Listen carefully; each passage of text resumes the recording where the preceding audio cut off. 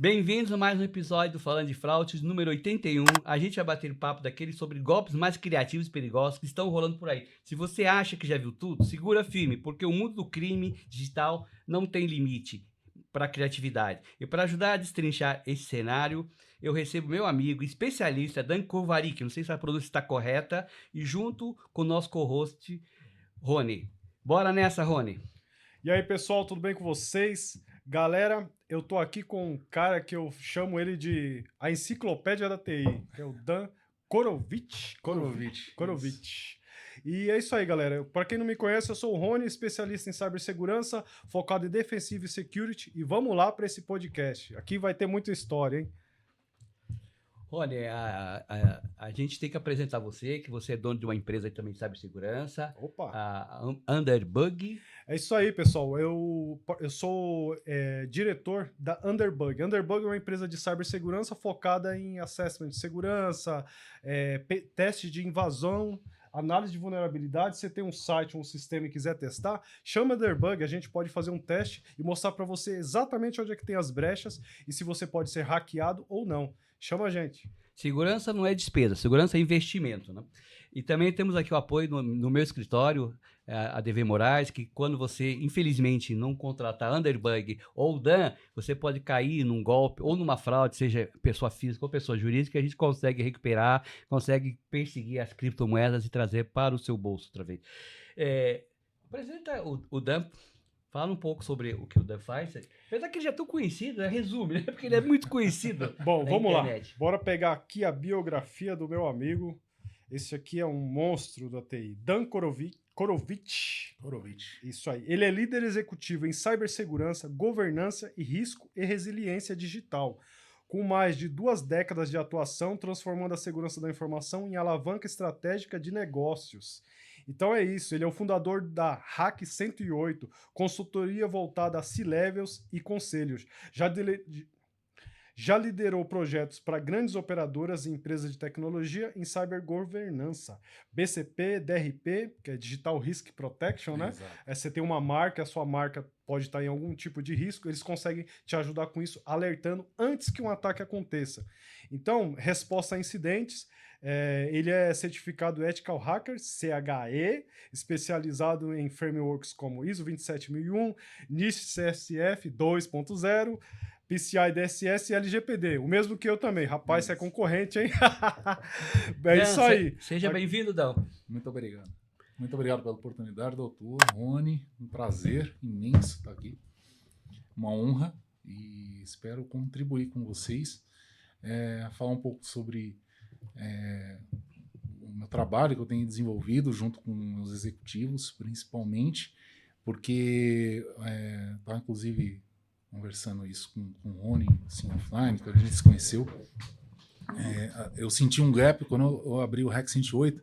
Eu queria dirimir o gap que existe entre os C-levels, os executivos que têm um conhecimento amplo do negócio deles, eles estão focados em números e apresentar as KPIs que eles têm que apresentar, obviamente, só que muitas vezes eles são, entre aspas, enganados ou se sentem enganados pela montante de tecnologia que chega no ouvido deles e ameaças, muitas vezes, empresas que não são tão confiáveis, não são éticas, que tentam vender sistemas, licenças, etc., que acabam criando mais gastos e não investimentos, como o doutor falou muito bem no começo. E o que a gente faz é tentar diminuir esse gap. Nós temos um treinamento, inclusive, para executivos, para eles tanto saberem onde investir, como saberem como se portar diante de uma ameaça ou quando acontecer realmente um ataque na empresa deles. Porque muitas vezes eles ficam completamente perdidos e é essa hora que eles precisam de um auxílio no braço direito que não seja 100% técnico, né? Porque eles se sentem mais ou menos que nem falando com um robô. E esses executivos, né, e stakeholders, eles preferem investir numa máquina nova, num equipamento novo, sim, do que em cibersegurança. Aí a hora que o ataque acontece de fato, aí eles vão lá e vão investir, mas aí já é tarde, né? E ao mesmo tempo, existe uma questão de que eles não conseguem compreender qual a necessidade real deles em investimento em tecnologia E aí eles nos procuram para a gente fazer essa tradução para o pessoal, por exemplo, CTO ou CISO, a gente vai falar com ele. Não, você precisa disso porque você vai, resumidamente, né, você vai conseguir melhorar os seus KPIs aqui, aqui, aqui, vai ter uma proteção, você vai ter uma tranquilidade que você merece e seguir com os seus negócios funcionando, que é o que eles precisam lá na frente. Antes de tirar os insights do Dan, vamos dar um presente para ele, que Obrigado. é um presente para eternizar a sua passagem por aqui. Muito que obrigado. é uma da G2 Brindes e do Falando de Fraudes. Ah, que legal. Muito obrigado. Bacana, e esses brindes são bem legais. Eu tenho a minha também. Muito bom. Dan, para aquecer o programa, para as pessoas ficarem mais interessadas, quais são os golpes mais criativos e perigosos neste momento? Bom, o golpe que está muito na moda agora são os golpes utilizando deepfake e os golpes que estão utilizando inteligência artificial para você fazer imitação de voz e imitação do rosto das pessoas. Então, as pessoas têm que tomar muito cuidado que os fraudadores eles estão se utilizando as imagens de redes sociais para fazer essas deepfakes e se passar pelas pessoas.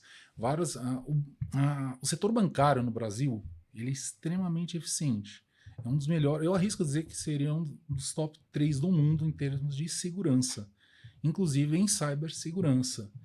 Nós temos realmente padrões rígidos para combater fraudes eventuais. Mas, como todo mundo sabe, a deepfake ou inteligência artificiais elas não têm uma proporção tão grande e tão profunda para fazer o bem, tanto o bem quanto para o mal. E uma das questões que as pessoas utilizam muito hoje em dia, indiscriminadamente, na minha opinião, na minha humilde opinião, na verdade, Não, essa opinião que você vai falar é um primeiro insight que você está deixando insight aqui para vocês. Isso é muito importante o que ele vai falar agora, viu?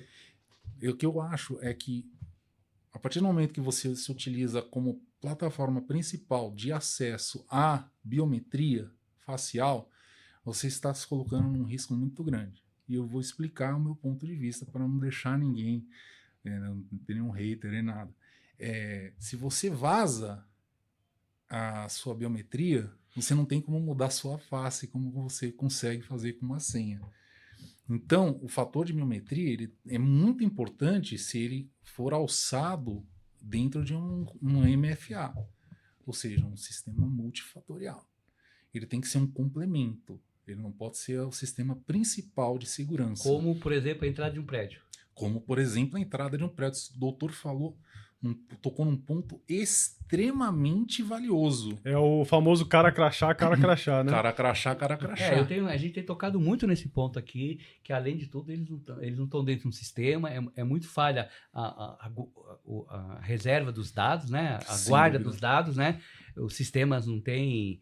É simplesmente ficar numa tela lá, entendeu? Então, um prédio, por exemplo, que tem 200 apartamentos, vai morar num prédio que tem 187 apartamentos, multiplica por 4, imagina quantos credenciais tem lá dentro. Nossa, e você lembra de um caso que eles estavam pagando para a pessoa vender a biometria da íris? Você lembra desse caso aí? Lembro. Não, isso aí é um outro tema, né? Eu escrevi um artigo sobre isso daí, porque é uma empresa americana que estava comprando, porque com a biometria da íris, eles estão. É mundial, não era só no Brasil, você vai ter um cadastro gigantesco para vender a leads. Mas o que eu quero dizer é o seguinte: ó, como é valioso a informação, Sim. a íris da pessoa. Então, imagina você cadastrar lá no teu prédio e de repente alguém invade ou vaza os dados, né, do cadastro da sua íris ou facial para a internet. Ou das placas também, porque é o mesmo sistema, na verdade. É basicamente a mesma solução, só que muda de face para placa. Então, de posse das imagens, o eventual invasor ele pode se utilizar para fazer uma clonagem de placa e adentrar no Não, ele tem duas formas baratas e fáceis de fazer. Se o Banco Central, alguém conseguiu invadir, imagina o porteiro lá, não precisa dar 15 mil reais. Com 5 mil reais, o porteiro, ele consegue vazar. E algumas gravações são em cartões, inclusive, né? Sim. São em cartões. Então, se o cara leva a imagem, ele leva também os dados daquele morador. O nome do cara e tal. Caramba, e olha, provavelmente o CPF do cara e pronto. Ele já pode fazer. Cadastro completo de moradores. Cadastro completo. Não existe uma... A gente não tinha pensado nisso ainda. Exato. O roubo de credencial o roubo de credencial ele pode ser roubado junto com a imagem, Sim. para quebrar Sim. o NFC. Os bancos, eles utilizam do reconhecimento facial, né? E da localização, né? Por isso que é bom Exato. você deixar ativada a localização do seu A celular geolocalização. quando você for fazer uma transação bancária para você ter provas de que você acessou da sua casa. É. Só que só isso não basta, né, Dan? Por exemplo, eu vou falar uma coisa para vocês. O iPhone, ele tem o reconhecimento facial que, na minha opinião, é um dos mais incríveis. Às vezes você tá assim com a cara toda torta, ele vai lá e pega a sua cara e reconhece no escuro e tal. Sim. Ele bate celular Android. Mas assim, o reconhecimento facial, uma vez eu fiz um teste, peguei uma foto da minha esposa, mostrei para a câmera do iPhone. Eu Sim. não sei se... Eu acho que eles atualizaram isso, que eu tentei outras vezes, não consegui mais. Mas o que impede a pessoa de pegar uma foto e colocar ali para... Ela estava perto? Tava, eu tirei uma foto dela e falei, amor, Essa bora esposa testar? Tava perto? Tava, eu tirei uma foto Pode dela ser que ele tenha pego, ele tem uma abrangência muito grande. e falei, vamos testar. Aí coloquei a foto dela, desbloqueou. Falei, ih, rapaz. Aí talvez você vê que a proteção por facial ela não é 100%, Não né? é Não é. 100%.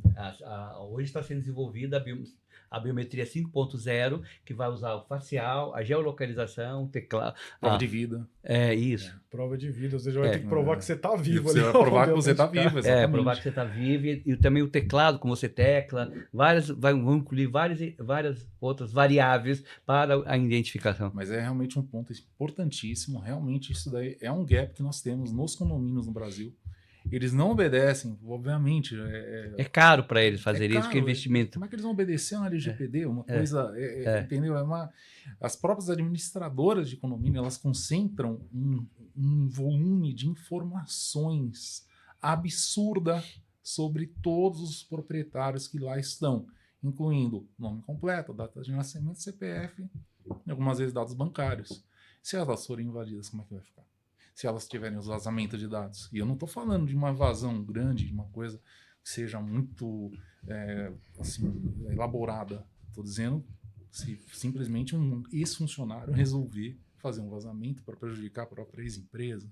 Isso é comum. Isso é muito comum. É mais comum. O cara já fez envenenamento, aquela vez de cerveja lá e tudo. Tem vários casos de pessoas que perdem o emprego e se revoltam, né? Nos Estados Unidos o cara volta e mata, né? Já teve caso lá, o cara foi expulso da Força Armada, voltou lá, a escola, o cara faz burro, o cara vai lá e mata 30, né? Aqui ainda não chegou a esse ponto aí, mas esse caso, eu conheço casos na Justiça do Trabalho que fizeram esse tipo de coisa. Então, é que a gente está num avançar muito grande, a gente deu um salto gigante depois da pandemia, com todas essas facilitações digitais que vieram, como o Pix, como a inteligência artificial que existia desde 1950, Sim. né? Mas agora ela está aí... Está na moda. Está na moda, está baratinha. Aí veio o ChatGPT, fez a moda, e depois os outros já vieram atrás. Já veio o Deepfake,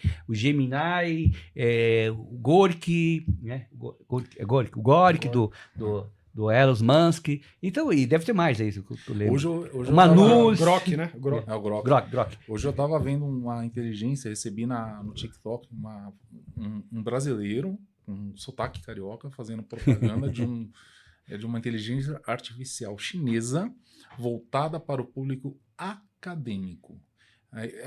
Resumindo o cenário que ele estava propondo para todos os estudantes, e ele deixa muito claro: você quer deixar o seu TCC ou o seu trabalho de pós-graduação mais rápido, mais fácil, mais prático de ser feito? Olha a engenharia com social mais conteúdo. aí. Com mais conteúdos com link, com fontes, etc. Basta subir ele na nossa inteligência artificial. O cara já promete facilidades ali. Exatamente. Aí eu deixei uma pergunta e, curiosamente, eu não fui respondido. Eu falei, e caso alguma publicação minha, ou uma ideia que eu tenha tido da minha tese seja utilizada em outro país, a quem que eu poderia processar? Aí, curiosamente, eu não tive essa resposta. Que foi o caso do Deepfake. Que eu sempre falo para meus clientes, a inteligência artificial ela veio para ficar. Ela vai se expandir. Mas você não pode sair usando discriminadamente. Eu acabei E acreditar em de ter propaganda. uma ideia para comparar a inteligência artificial de uma maneira geral. A inteligência artificial é um carro sem freio. Sim. A gente vai colocar os freios. Agora, o que ele falou do TCE, acadêmico, né? Ou mesmo que o advogado faz, a gente usa a inteligência artificial para fazer uma petição, só que a gente coloca a petição e ele acrescenta alguma coisa, a gente vê se aquilo é. Porque ele tem uma capacidade imensurável de, em 1 minuto, ele acessar 33 mil arquivos, entendeu? Exato. Então, ele é auxiliar. Então, o freio precisa ser esse. É o mesmo freio que a gente falou no outro episódio, que a gente vai falar sobre o Pix. O Pix é ótimo, maravilhoso, mas precisa de um freio, o Pix, né? A gente falou no episódio. Não adianta o Banco Central vir com a propaganda governamental, o Pix, fica fazendo propaganda, porque ele é igual um macarrão instantâneo. Você fez, pagou. Aí agora ele vem com medidas paliativas, dizer que ele criou o MED mais fácil para o cara acessar. Tá, então ele precisa também criar o cara que acessa, né? Agora, muitas vezes uma fraude do Pix, ela não sabe no dia seguinte. Você compra uma coisa no marketplace, um objeto, que seja, você paga e você vai saber que você foi fraudado quando não entregar. Então, qual que é a nossa gestão que nós damos para o Banco Central? Nós vamos bater todo o programa aqui no seu Banco Central. Um dia alguém do Banco Central vai ouvir, eu tenho escrito também para a mídia, seguinte, tem que haver uma trava. A compensação não pode ser igual macarrão instantâneo. Tem que limitar o valor até um X depois. Se você vai criar agora em novembro o rastreamento até a ponta, você tem tempo para rastrear. O que vai adiantar? Quando você chegar, não vai achar nada. É inócuo. É inócuo o que estão fazendo. Doutor, o senhor tocou num ponto que foi essencial e centralizador da questão da fraude, do desvio da conta swap do Pix. Porque aquilo lá ocorreu por uma questão que não envolve tanto tecnologia, mas envolve processos, procedimentos e protocolos. E é um princípio básico chamado, qualquer pessoa de cibersegurança conhece, chamado princípio do último ou menor privilégio. Ele daqui é de privilégio, né? Eu chamo. Isso é desenhado, independente de sistema. Você primeiro desenha como é que as pessoas vão ter acesso ao que horas e como, para depois desenhar o sistema em cima. Por exemplo, digamos que tem uma pasta ali na rede, a pasta do RH, sei lá, com uma planilha de salários de funcionários.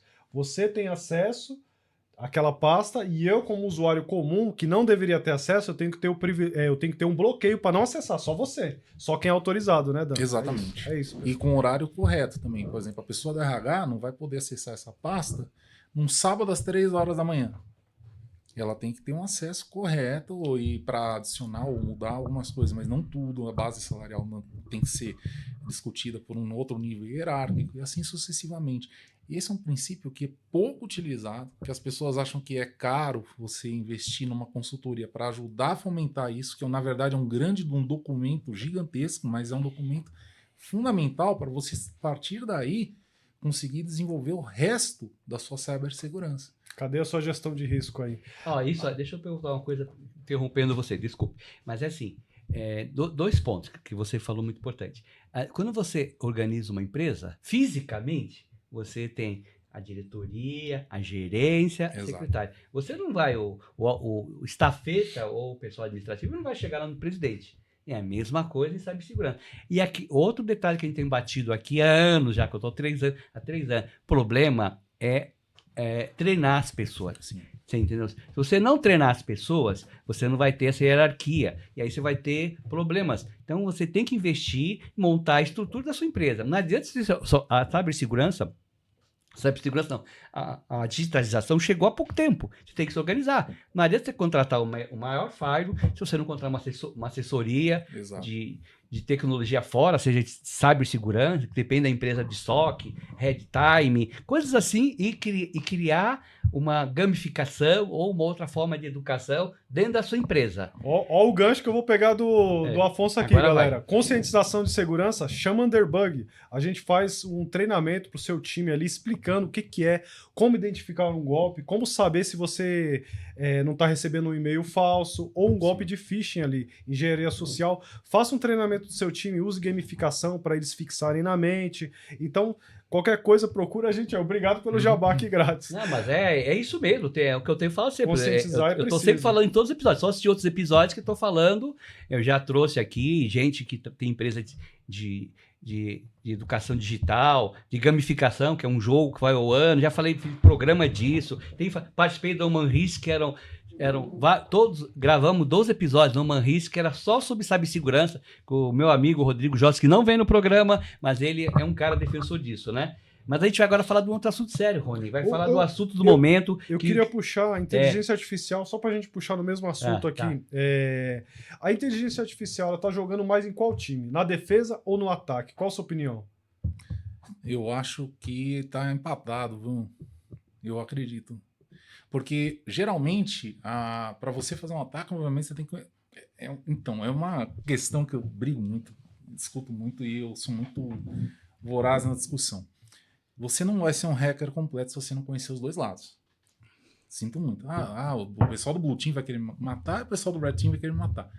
Desculpa, a minha opinião é essa. Você tem que ser Purple. Se você não conheceu a defesa, você não vai saber atacar direito. Se você não souber atacar direito, você não vai saber a defesa. Você tem que conhecer os dois lados da moeda.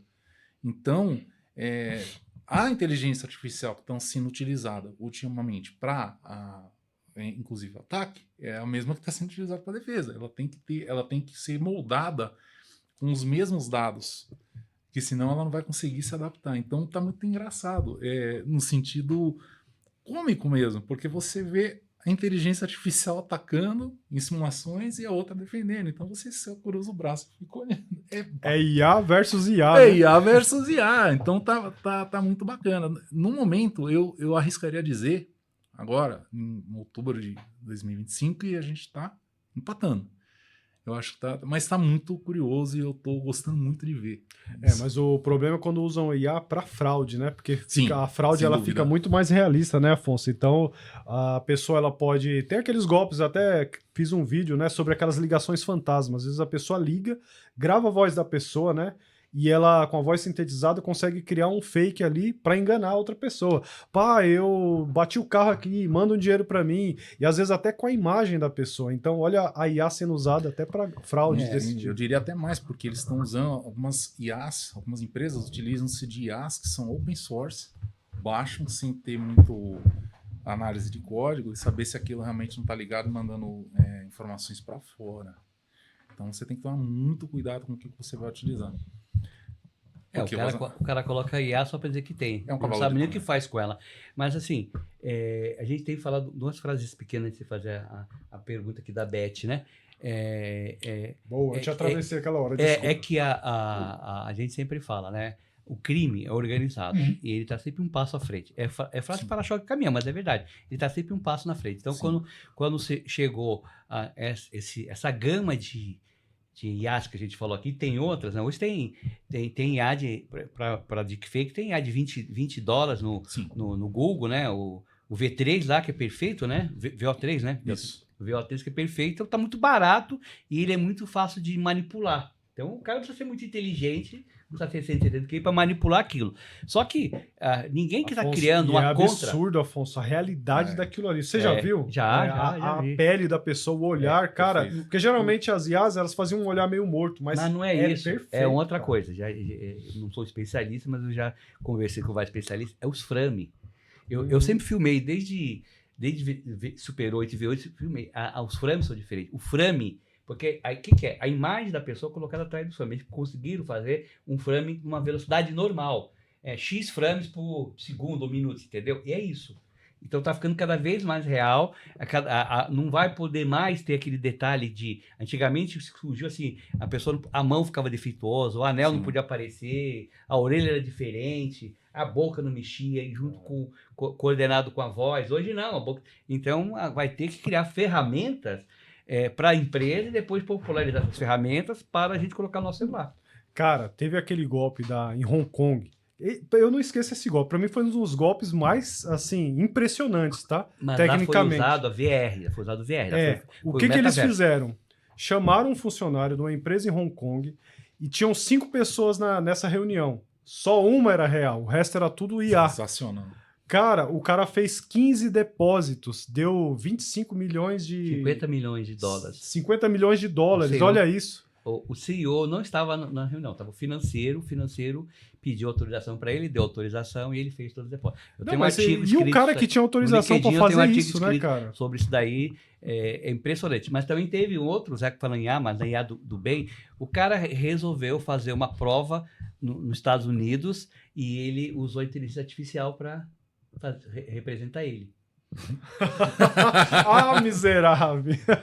Fez a prova para ele? Aí, Um avatar. Não, Avatar, criou um Avatar? É, criou um avatar dele. O miserável é um gênio. Galera, falando sobre Avatar, tomem cuidado. Existem muitas plataformas aí, Dan, que você vai lá, sobe a sua imagem, grava a sua voz. Sim. Essas plataformas as sintetizam, armazenam, você faz uma brincadeira ali, né, grava um conteúdo, só que fiquem espertos. Você tem que ver se essa plataforma, como que ela armazena os seus dados, se esse site, esse servidor está protegido, porque ele pode ser hackeado. Imagina se alguém pega toda a sua voz, sua imagem, gesto e consegue usar E isso. a legislação que está vigente em É, cima desse 30 lugar. segundos para clonar a voz. 30 Exato. segundos de 30 voz. segundos. É uma brincadeira que pode custar caro. Então, se você fez isso, vai lá e deleta. Mas ainda assim, você não tem garantia nenhuma de que eles vão apagar do banco As de empresas dados. também, não é só Sim. pessoas físicas. As empresas também têm que tomar cuidado como é que elas usam a IA para pôr a imagem delas, né? Fazerem. O doutor Durso, né, que é especializado também em questão digital, que ele vai inclusive no Pânico, ele vai falar justamente sobre isso, né? Hoje foi comentado isso no Pânico, né? O Alba, um grande abraço, o Alba, falou que ele recebeu ligações e ele estava falando que o WhatsApp, o pessoal falou, você recebe essa ligação e basta só o alô, alô, alô, que eles estão fazendo essa clonagem e estão se utilizando. Eu tinha call center, existe uma ferramenta do call center que é o alô. Sim, sim. Ela é uma máquina que fica só pegando os alôs. Ela pega 1000 alôs em uma hora. Só fica pegando alô? Alô, alô, alô. Porque aí passa para a operação e a operação liga para quem dá o alô. Você entendeu? Mas não foi feito por mal. Foi feito para economizar ligações, meu. Você entendeu? Olha como é que é a coisa. O cara agora usa para clonar a voz. É que assim, ele precisa de uma quantidade de áudio suficiente para ela sintetizar. O alô basta. Ela vai sintetizar a voz, mas vai ficar estranho, dependendo. Ela precisa de uma quantidade suficiente para ela conseguir melhor, gerar um vocabulário, ali, alguma coisa assim, né, mais realista. Mas dá para fazer só com alô mesmo. Isso aí. Assim. Então, agora a sua pergunta que não quer calar sobre que está na moda. Inclusive, hoje eu vi uma reportagem, já que você vai falar nisso, né? As bets, não sei se é perigoso falar as bets, mas tem que falar. As bets que têm feito mal para um monte de gente, elas tinham um projeto que elas, entre outras empresas que estavam, que ela ia ser uma taxação especial. Porque ela é considerada um produto nocivo, como o cigarro como a bebida alcoólica, a alíquota é diferente. Elas conseguiram tirar o projeto da pauta da Câmara dos Deputados. Então, elas têm um poder muito grande hoje, cada vez mais estão entrando, né? Assim, com lobbies, não vou falar na parte criminal, não é nada disso que estou falando das BET. Estou falando que elas têm é um assunto delicado, o lobby delas. Então, a pergunta sua sobre as plataformas da BET, né? Então, as plataformas da BET. E aí? As BETs hoje, elas são um problema, inclusive, para o Google e para a Apple. Por quê? Porque estão lançando muito aplicativo que, para eles ficarem verificando que esses aplicativos, eles monitoram a localização, tiram fotos, mandam propagandas. Então, até as próprias plataformas estão com dificuldade de tirar do ar. Parece a Hydra. Cortou uma cabeça, nasce 3 no lugar. Mas elas também são fraudáveis? São, hein? Inclusive, você pode falar existem, um pouco aí. Na verdade, o que está acontecendo, essa proliferação, não é que existem muitas pessoas gênias que estão fazendo sistemas muito sofisticados, com muita segurança, para você lançar a sua bet. Existem agora white label para você fazer. Sim. Então você paga uma taxa mensal e consegue colocar a sua marca. E geralmente alguns white labels elas estão localizadas fora do país, inclusive. Então longe da nossa legislação. E para você derrubar isso, entendeu? Como é que é? Não tem LGPD, acabou. E eu estou falando de países assim, são realmente longe, que são hospedados em lugares que, por exemplo, paraísos de cibersegurança sem Perfeito. Sem dono, sem legislação. Sem Umas Ilhas Caimãs, por aí que eram dinheiro, deve ser. E fica um alerta, pessoal. Tomem cuidado, porque muita gente está perdendo dinheiro com isso. Tem pessoas que estão viciadas nesses games aí. Parece uma brincadeira ali. E eles dão ali, a pessoa começa a ganhar ali. Só que ela, né, se ilude e tal, que tá ganhando. Daqui a pouco ela começa a perder, e vai apostando mais. Esse Então, é o objetivo deles, né? isso é muito crítico, né? 50% do Bolsa Família está indo para as bets. Impressionante. Aí o governo criou agora que não pode mais para as bets existir. Então, mas depois que a porta foi arrombada que fez isso aí. Mas tem muitas portas arrombadas nas bets, como tem nas outras, né, nos outros sistemas de digitais que nós temos por aí, né?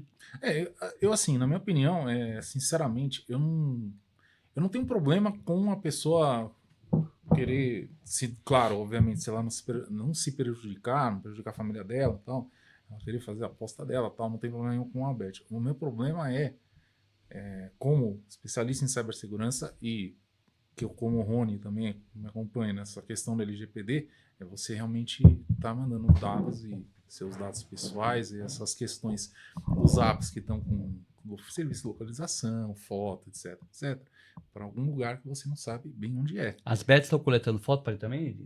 Algumas bets elas fazem coleta eu nunca entrei, eu não conheço. É na hora de fazer o cadastro, né?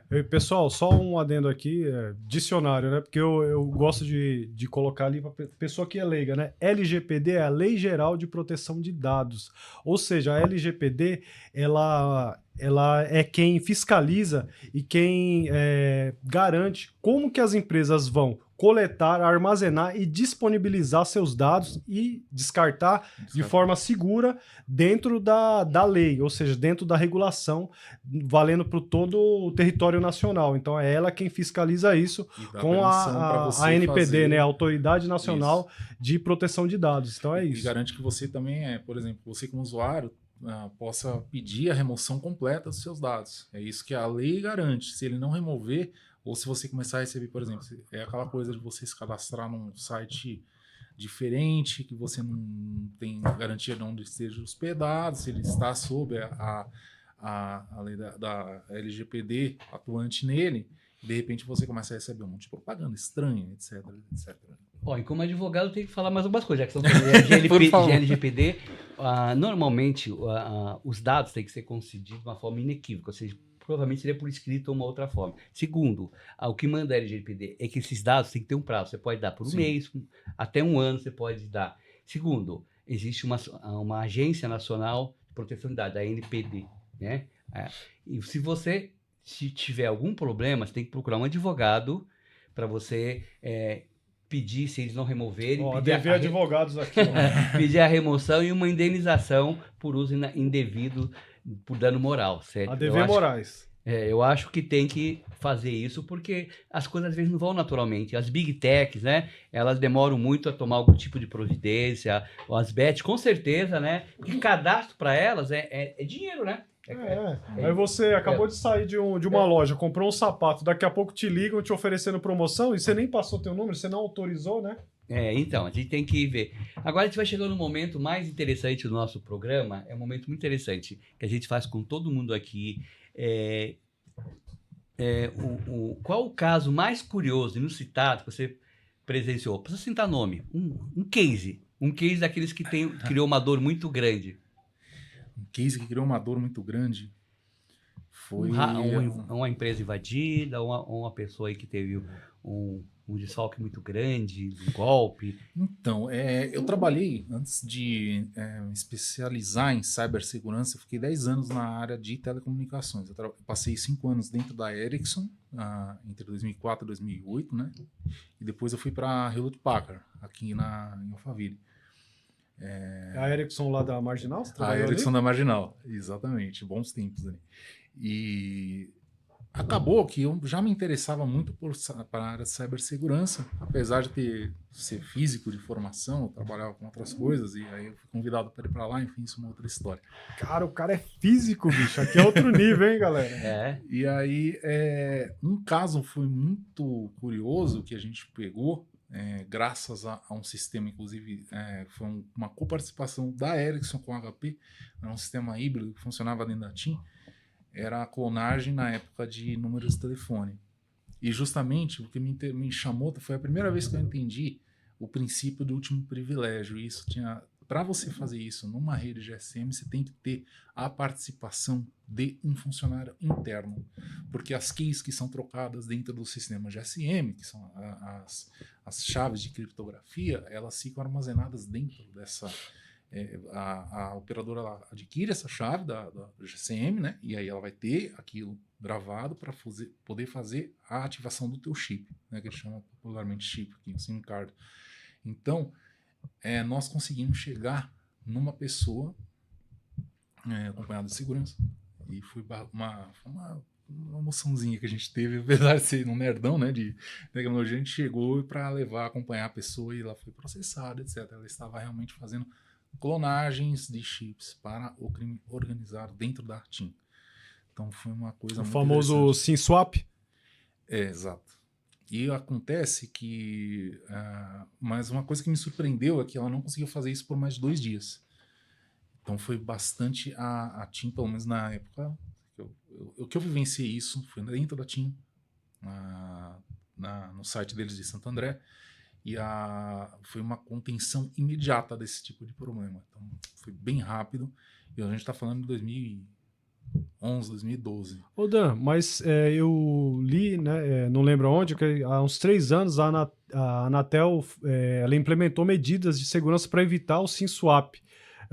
Alguém já testou isso para ver se realmente está funcionando? Se você ligar lá e falar, eu quero transferir meu chip, geralmente a pessoa só passa o dado, nome, RG, CPF, sei lá. Isso é uma informação fácil de obter da pessoa, né? É fácil de obter. Eu não sou um grande fã assim, das políticas que a Anatel utiliza em geral. Eu acho que a gente, em termos de agência, nós estamos extremamente defasados em relação ao resto do planeta. Eu acho que isso chegou um pouco... Acho muito política a Anatel, né? Ela é extremamente. Ela é extremamente. O cara coloca gente que não é do setor, não conhece nada. Eu trabalhei há muitos... Se vocês me permitiram, só um pedacinho de história, mas muito curioso. Manda bala. Há muitos anos atrás, lá pelo ano 2000, 99, eu trabalhei com uma provedora de internet que ela conseguiu, através de contatos a dona do lugar era filha de um general. E ela conseguiu contatos para conseguir uma outorga da Anatel para fazer uma exploração de um determinado serviço. E para fazer aquilo funcionar, você tinha que criar uma coisa chamada Autonomous System, que pouca gente sabe que funciona. Isso aí é backbone de internet. E eu acabei sendo chamado para fazer isso daí, sem ter muita ideia do que eu estava fazendo. Moleque de 20 anos, cabeludo. Uma coisa muito estranha, né? Mas, o famoso ANS, né? Isso é como a internet funciona, galera. Exato. Aí eu consegui fazer toda a documentação, mandar para conseguir a aprovação para fazer a BGP, né? Que a gente faz a integração com os outros Autonomous Systems, fazer toda essa troca de tabelamento, etc. Mas em 99, eu tive a oportunidade de já começar a ficar com o pé atrás da Anatel, justamente por quê? Porque como essa minha cliente, ela não conseguiu explorar a tempo, tecnicamente, o que ela tinha conseguido em outorga, a Anatel simplesmente cancelou a outorga dela. Falou, por falta de exploração comercial. E não tinha sido muito o caso, era uma questão, como o doutor colocou muito bem, uma questão bem política. É AS, pessoal, Autonomous System. Você mexeu então com o BGP, esse roteamento dinâmico aí de internet. Eu tenho uma pergunta pessoal, sobre, já que vocês estão falando em telefonia, em SIM card, hoje, antigamente não acontecia, mas hoje ele já revende, digamos assim, o SIM card, né? Eu, por exemplo, eu tive um problema da nossa famosa WhatsApp, eu nunca usei para nada ilegal, eles baniram meu telefone, meu WhatsApp, no 31 de março. Eu já recuperei, o seu Facebook tomou uma multa de R$40 mil para aprender a não fazer as coisas de forma ilegal, mas assim, aí eu tive que pegar um outro SIM card para colocar no meu celular, porque eu precisava trabalhar, né? Sim, como todo mundo. Inclusive... Ninguém fala com mais ninguém hoje, só por mensagem, né? Isso foi véspera do meu aniversário, eu não recebi um cumprimento do meu aniversário, porque só mensagem, né? Então, o que acontece? E aí, esse SIM card estava cheio estava todo poluído, né? Era de uma mulher, aí vinha a mensagem de venda de sutiã, de estética. Isso, qual o risco que eu estava correndo com isso daí? Porque eu não tinha pensado nesse detalhe. É. Eu estou pensando que eu pego um chip zero, Virgem, né? Peguei, Não. demorei 3 meses para poder limpar todos os contatos, bloquear todos os contatos da mulher, que eram contatos meio diferentes, né? Até por ser mulher, né? O GSM ele tem um banco de dados central chamado HLR. Né? Todas as operadoras eles têm um sistema chamado HLR ou VLR para virtual. HLR Home é um banco de dados gigantesco, colocado um sistema non-stop, atualmente da Oracle, uma coisa funciona em memória, uma coisa bem, bem específica, um sistema bem violento, específico, Tier 4, um bagulho violento, como eu disse, 2 PDU chegando, Eita, tem agora começou com os redundância de termos fonte. técnicos. Vai com calma que nem todo mundo é técnico aqui. Para vocês entenderem como é que funciona. Explica para um leigo como é que funciona isso Um aí. servidor dessa magnitude, para você terminar a ligação, ele tem que entrar nesse banco de dados. Você tem que estar cadastrado nesse banco de dados. É onde está. Tem que ser autorizado. Tem que ser autorizado. E é só praticamente uma linha. Só que esse banco de dados ele fica num servidor que ele é alimentado por 2 fontes de energia, que são 2 provedores de energia, por exemplo, um em Itaipu e outro na Bahia. Entendeu? É uma coisa bem sofisticada. Só que esse HLR e o LR, eles estão poluídos, como o doutor falou. Eles não sofreram um update há muitos e muitos Eles tinham que ser limpos, é isso? Teoricamente, deveria existir um processo, um procedimento, ou um protocolo, ou um projeto junto da Anatel para que fizesse uma limpeza dos números antigos e para saber fazer um deparo. Quem você realmente tem esse número? Você é você mesmo que está nesse... E também tem a questão de que o número, em vez de estar além do banco de dados da provedora de telecomunicações estar poluído, que a gente sabe que existem muito mais números de celulares do que de pessoas. O fenômeno acontece justamente por causa disso. Muitos deles já estão desativados há muitos e muitos anos. Mas eles não tem nem estatística, então, né? Não tem nem estatística. Eu falei disso no meu canal. Às vezes a própria operadora faz aquelas ligações automáticas para saber se aquele número realmente está ativo ainda, né? Exato, porque você acaba o número. Mas isso corre algum risco, esse número? Por ele estar ligado e não ser uma plataforma, um SIM card virgem, ele é um SIM card foi usado. Hoje em dia é muito difícil. Os dados que estavam, os dados que estavam da pessoa, sei lá, pode acontecer alguma coisa ou não tem problema? Não, perigo não. É que geralmente eles já pegaram o seu número e já distribuíram, porque é aquela cópia maldita, né? Passa de um lado para o outro e aí fica uma coisa. Por exemplo, a Elaine tá devendo a Casas Bahia há muito tempo. Eu troquei de número de telefone em fevereiro desse ano, e eu tô sabendo que a Elaine tá devendo a Casas Bahia. Então, fazer o quê? Eu não vou ter como fazer me livrar desse por não tão cedo, porque dados são muito fáceis de serem copiados, né? Infelizmente não existe uma centralização. Isso pode ser resolvido, e quem sabe no futuro, uma próxima geração de GSM, a gente não vai mais estar falando. Se a gente conseguir resolver a camada de acesso por outros meios que não sejam o GSM, e espero que isso aconteça em breve, tanto é que o Elon Musk está tentando, né, junto com a Apple, fazer aquela troca junto com o satélite, quem sabe se expanda para outras concorrentes, que quanto mais concorrente melhor, e a gente consiga fazer a numeração virar blockchain. Aí sim a gente vai conseguir. Aí é perfeito, blockchain é perfeito. Perfeito. Blockchain ela é pouco utilizado e deveria ser mais utilizado principalmente para vários temas do nosso cotidiano. O pessoal estava falando só de tá esquecendo blockchain. Blockchain é maravilhoso. Se você conseguir unir as duas coisas, vai ser. Tem que fazer um programa sobre blockchain para explicar para o Sim, a Underbug também, a gente tem um especialista em blockchain lá. Então, a gente também fala, porque a segurança é muito mais efetiva, né? É muito mais efetiva. Realmente. Ela é descentralizada, né? E você sabe exatamente o que está acontecendo o tempo inteiro em todas as camadas da rede. Então, é realmente muito melhor. Então, deixa eu perguntar para pessoas físicas, depois você pergunta para pessoas jurídicas. Boa. Pensando nas pessoas comuns, do dia a dia, o que elas podem fazer para proteger melhor dessa pandemia de golpes aí, essa pandemia gigante que tem aí, cada dia tem um golpe novo, seja por e-mail, WhatsApp, até por carta. Hoje está uma variedade, né? Sim, eu outro dia eu recebi um uma amiga minha chamada Gabriela, recebi um telefonema da mãe dela, que ela tinha ela trabalha com imóveis, né, em geral, moveleira, seteiro moveleiro. E ela teve o Instagram dela hackeado. E ela caiu, infelizmente, clicando, sem olhar, assim, inadvertidamente. A gente está cansado, estressado, paulistano, trânsito, aquela coisa. E capturaram e pegaram a conta dela e pediram um resgate de 20 mil libras. Em libras ainda? Libras. Então, nunca tinha visto. Visto em dólar, criptomoeda, uma libra. E aí ela perdeu os 200 e tantos mil seguidores que ela tinha orgânicos, infelizmente. Nossa. Aí eu falei para ela... 200 mil? 200 mil.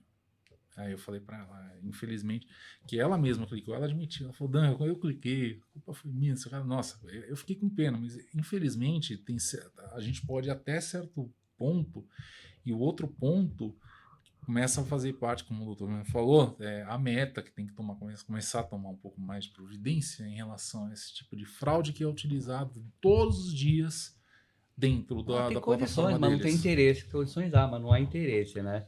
Não há interesse. É muito complicado. Devia ser obrigatório Faz verificado tempo que ali, aconteceu né? isso, Dan? Não, isso foi há uns 6 meses atrás. Então você reza para que eles não façam dupla extorsão. Sim. Eles não... Ela acabou fazendo outra conta e seguiu a vida, não teve o que fazer. Ela não pagou. Não pagou, eu orientei ela a não pagar para não ficar estimulando, né? Esse Exatamente, tipo de golpe, ia para Deep ou Dark, e aí vão vender lá também, mais algum vai... Colocar o duplo fator de autenticação. A extorsão não para nunca, só por sorte. Mas Tanto que você vê que a extorsão gera o crime, né? É. Que aí o cara extorquido lá, né? Ele acaba matando a pessoa. Mas é exatamente como o Rony falou. Use e abuse de fator duplo de autenticação. Fator duplo de autenticação. Sempre, Inclusive, isso é eu regra. acredito que tinha que ser já, na hora que você está fazendo o cadastro, já cadastre aqui o duplo fator de autenticação. Tem até pela biometria do celular, você não precisa nem... Só colocou aqui já. Não use SMS para fazer isso, por favor. SMS, como a gente falou do SimSwap aqui, é o menos seguro, pessoal. É o que mais mais seguro. que mais que o usuário pode fazer? Troca a senha regularmente, é interessante. Faça um teste de senha, se a sua senha é segura. Existem vários sites que fazem, a gente fala Strained Password Meter, que é você coloca a sua senha gratuito. Tem vários sites que fazem isso. Testa a sua senha, ele não vai gravar a tua senha, ele vai falar se ela é fraca, se ela é forte. Se ela ficar fraca, vai melhorando ela. Não empresta a sua senha para ninguém.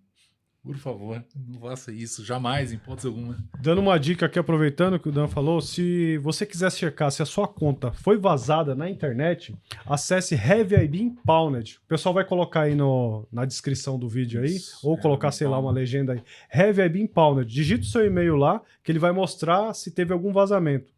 Checa lá. Eu dou mais um conselho, né? Que ele já deu, só lembrando que ele deu, para juntar com todo esse daqui, deu no começo, que limite a sua exposição nas redes sociais. Limite os seus WhatsApps. Tire foto até do seu WhatsApp. Seja menos exposto. Com menos exposto, você vai ter um pouco mais de segurança, né? E eu também dou um outro conselho, que eu gosto muito de falar sobre algumas empresas que elas têm alguns, para celulares, que é o que mais está usando, né? Porque normalmente o computador já tem, o notebook também costuma ter, mas os celulares, a maioria é desprotegido. A maioria não tem antivírus, não tem outros fatores de segurança que tem algumas empresas no mercado que elas fornecem para celular, é um preço acessível para o celular. Então você pode ter isso aí e que você vai ter segurança.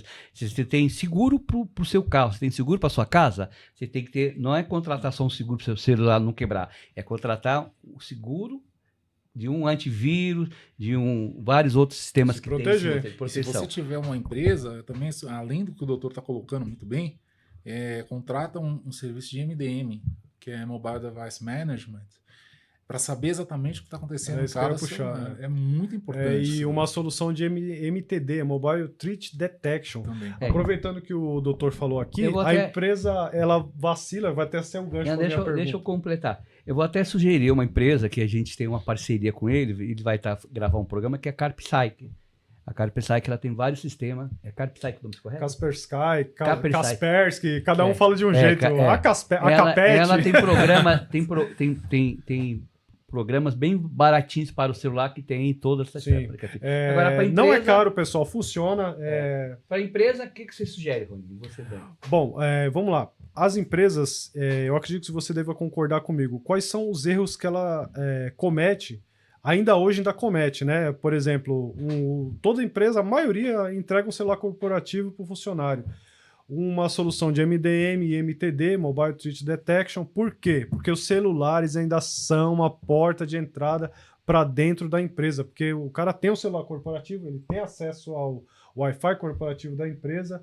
Quais outras coisas você acha que são uma falha das empresas hoje na segurança? Falta de utilização de VPN massivamente para as empresas, principalmente no tocante a acessar os sistemas internos, o SAP da pessoa. A empresa tem um SAP gigante lá. O que é SAP? SAP é um sistema corporativo alemão criado na década de 80, que é um sistema operacional inteiro, basicamente, que você consegue montar caixinhas de várias áreas CRM, da né? sua empresa. É um também. Tem RH, tem um monte CRM de... é um dos melhores do Brasil. Melhor Isso. que TOTS, mas TOTS também é bom, né? Mas Não, é excelente. Mas até todos mesmo podem utilizar, mas as pessoas têm que entender que elas têm que utilizar o VPN para fazer acesso nisso. Você está falando de dados da empresa, você não vai utilizar um Wi-Fi público. Outra coisa que eu também deixo claro. Não, se você vai utilizar o Wi-Fi público, utiliza uma VPN. Tem VPN gratuita de primeira categoria, não, por para exemplo. celular, a O VPN é Proton para VPN, você pode celular e utilizar, para que é empresa. Né? gratuito. Não faça utilização de Wi-Fi público e deixe gravado. Terminou de usar, desliga. NordVPN, né? Ô NordVPN, olha aí, ó o jabá aí, hein? Patrocina nós, NordVPN.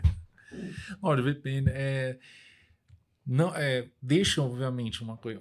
Eu posso estar falando uma redundância, até me desculpe, mas eu preciso continuar mantendo essa oração para todo mundo.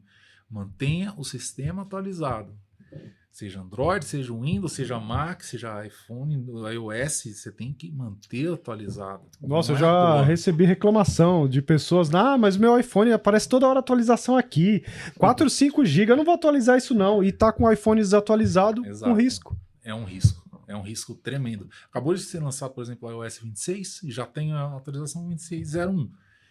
Eles estão correndo, eles têm uma equipe gigantesca de gente correndo atrás de bug, fazendo bug bounty. Tá em demo Fácil. ainda. Eu tenho demo. Mas Dan, e para a empresa, como que ela vai conseguir garantir que os dispositivos dela lá, o notebook, celular, firewall, switch, enfim, todos os dispositivos da rede não estejam desatualizados e com vulnerabilidades? Como que ela pode fazer isso? E o de duas pernas também. As pessoas. A camada 8, não foi? É o BIOS, às vezes. Às vezes são os fatores de maior risco que a gente tem, sempre são as pessoas. Mas respondendo a sua o elo pergunta, mais fraco, né? o elo mais fraco. Mas o próprio MDM hoje em dia tem umas versões mais modernas que elas fazem a atualização obrigatória dos sistemas. Então, e não permitem que você instale determinados aplicativos, a não ser que seja necessário. Então, isso é meio antigo, mas é que as pessoas realmente elas preferem não investir nisso. Inclusive dentro de... É despesa, sempre pro Exato. sempre O doutor pros- colocou muito bem, eu não boards é esqueço. despesa. Condomínio. Muitas vezes o sistema do condomínio tá lá aquele Windows XP rodando com o cadastro de todos os usuários. Antigaço, e às vezes até Piratex, né? Exatamente. E aí a pessoa vai lá com um pendrive e vai ter o acesso a milhares de pendrive, informações. pendrive Vai ser deve hackeado. Vai ser hackeado. Pendrive vai ser banido da face da terra, né? Pendrive. É complicado. Tem um golpe que o pessoal solta, um pendrive na porta da empresa lá, né? É uma na isca. entrada, uma isca de phishing. Aí o cara, um pendrive de 8 GB, 16 GB, vou levar embora. Aí ele coloca na máquina, espetou na máquina, o cara já tá dentro do Vai sistema. espetar na né? máquina. Curioso, né? Curiosidade é um fator de risco, né? Esse daí é antiguinho, mas ainda é muito usado ainda, o pendrive. Tem. Tem o Rubber Duck também, né? que é Robert um, Duck, maravilhoso. um mouse falso. O cara chega, meu mouse não tá funcionando, Afonso, posso espetar na sua máquina aí pra ver se vai funcionar? A hora que ele coloca o mouse lá, ele faz um keylogger ali, né? Captura tudo que o cara digitar. Carregador de celular. Carregador de celular celular. público. Existem filtros que você pode adquirir. Infelizmente, no Brasil não são tão públicos, são muito fácil de Quer você dizer, encontrar. carregar o celular no aeroporto pode criar risco. Com muita certeza do mundo. Olha aí, ó, um insight, a gente nunca tinha falado nisso aí, eu também não sabia, eu não sabia que carregar celular no aeroporto, ele pode, aeroporto, lugares públicos, mas aeroporto é o mais comum, que a pessoa fica esperando, tá viajando, E é tá o mais com pressa, né? Precisa carregar o Eu, graças a Deus, eu nunca corri esse risco. Eu amo Power Bank, né? Eu nunca cliquei naqueles negócios lá mesmo, porque eu acho estranho também, viu? A própria corrente de carregamento. Não, ele Dan. ele fala assim, eu gostaria de ter permissão de acesso ao seu celular. Ah, que Aí ele beleza, faz hein? Que beleza. Que beleza. Ô, Dan, e o brasileiro, ele é muito criativo, né, cara? Né? Pra fazer... Perdão, pessoal, mas para fazer o mal tem muita gente criativa, né? E o brasileiro, ele é criativo. Você já viu o que alguns golpistas fazem? E caixa eletrônico, a polícia chega lá e é inacreditável. Debaixo da placa onde enfia o cartão, tem uma placa falsa, que o cara enfia o cartão e ele lê o cartão do cara, bicho. É incrível o que os Não, e vai caras no fim do fazem. dia pega o produto, né? O produto que ele faturou, todos os cartões que foram retirar dinheiro. Aí ele vai lá, Beleza. puxa essa placa e vai embora. É. São os dados. Não, o brasileiro ele é extremamente criativo pro bem e pro mal. E o hacker brasileiro ele é muito bom. Ele Sim. ele é um profissional de primeiro gabarito, entendeu? Eles são justamente por causa da nossa criatividade, porque o hacking não é só a maneira técnica, você ficar pensando no hacker como um apertador de parafuso, um cara que sabe ficar clicando, utilizando ferramenta pronta, é muito raso. Você tem que, a mentalidade hacker ele vai muito acima disso. É uma cultura inteira. O hackear é o cara subverter alguma coisa. Pode ser um sistema, pode ser como que eu entro ali naquela porta, pode ser qualquer coisa que ele vai subverter para ele fazer aquela coisa funcionar como não deveria. Exemplo, sei lá, a máquina de lavar, você fazer ela secar a roupa, se não é a função dela, se não for uma lava e seca. Então ele vai fazer alguma coisa para fazer uma coisa agir do jeito que ele quer, ou subverter aqui. Deixa eu ver, se eu mexer aqui, o que isso vai fazer? Não, o cara que pegou o Kevin Mitnick, né, o Tsutomu Shimomura, naquele livro dele, Takedown, que conta toda a história da captura, ele conta que ele, dentro do SDC, né, o San Diego Supercomputer Center, ele não tinha o que fazer. Ele é físico, né, também. Ele não tinha o que fazer com um colega dele, eles resolveram fazer uma interface para ligar uma máquina Sun à cafeteira, para você ter uma mensagem na tela do teu Unix na hora que a café tivesse acabado. Quer ver? O cara, não, por que eu fiz? Porque sim, é aquela coisa da... Por que eu escalei a montanha? Porque ela estava lá, entendeu? O Kevin... A gente vai ter que encerrar, porque nós estamos na nossa hora aí. Acabou. Putz, Se a deixar gente aqui, vai nós vamos ficar falar pra até próxima. amanhã. Dan, obrigadíssimo pela presença, pelas valiosas dicas, insights. O papo foi incrível. Com certeza vai abrir o olho de muita gente. Pessoal, não se esqueça de seguir o Falando de Fraude no YouTube, clique no sininho, compartilhe com seus amigos, que com certeza conhece alguém que já caiu em fraude. Se você não caiu, com certeza conhece alguém que já caiu em fraude. E aí, agradeço você, até o próximo, e aí você dá o seu insight aí final. Bom, é isso aí. Valeu, galera. Muito obrigado aí por participar. Então a gente vai ter um outro episódio, né? Eu quero convidar vocês a assistir o episódio 81. Quero agradecer ao meu amigo Dan. E muito obrigado aí, parceiraço. E estão convidados para o episódio 81, que também vai ser muito legal, galera. Fiquem seguros. Stay safe, kids. Até o próximo. Fiquem seguros.